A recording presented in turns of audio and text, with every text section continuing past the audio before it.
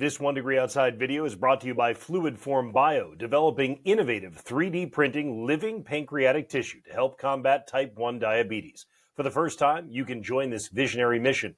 Visit fluidformbio.com or their page on Start Engine to learn more about this exciting work. Thursday Insights, Danielle Noyes here for the 1 Degree Outside Weather Network. Want to start with the updated drought monitor. Gets updated every Thursday morning based on the prior week's Tuesday to Tuesday precipitation. So anything that fell during the day on Wednesday and even later on Tuesday has not been counted yet. That will be included in next week's drought monitor update. But one thing that you'll notice compared to last week is there's been a reduction in abnormally dry and moderate drought conditions by about 10%. And I wouldn't be surprised if we see continued improvement over the next week or so as well, with more rainfall coming into play. We'll time out that rain for our Friday.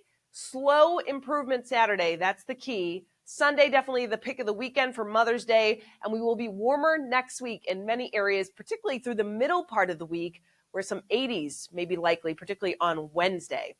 What's going on in the upper levels of the atmosphere? We've been talking about it all week. Another upper level low and energy swirling overhead to our west will shift east during the day on Friday and overhead Friday night into Saturday before we can get another disturbance coming in from the north and west. Fairly weak one, but then we'll kick that upper level low out of here. And my concern on Sunday is that weak disturbance coming in may spark a couple of isolated showers on Mother's Day. By and large, it is the better of the 2 weekend days on Sunday, but there is still a little bit of energy that's coming overhead. Start of next week, we temporarily build a little bit of a ridge in, and that's going to build that warmth in as we head into next week as well, give us a little break in some of this unsettled weather that we've had.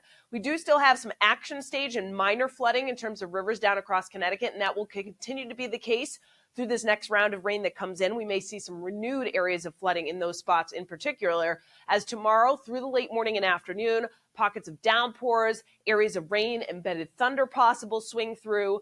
The farther east you come, it's lighter rain, but it turns to a steadier rain through the second half of the day. Heaviest downpours by far are located across the lower Connecticut River Valley. So it is a day to have the wet weather gear with you for your Friday. By tomorrow evening, we'll start to see things break apart temporarily through western New England. And then we get another round of rain that fills back in Friday night and Saturday. Could be some embedded thunder in there as well. You can kind of see that swirl as the upper level low swings overhead. So while I do anticipate some breaks and lulls in the action on Saturday, it is not a pretty day by any means. There will still be pockets of showers and downpours that swing through right on through the afternoon. Late day improvement from west to east as everything kind of pulls away. There'll still be some lingering areas of rain through Saturday evening in central and eastern Maine.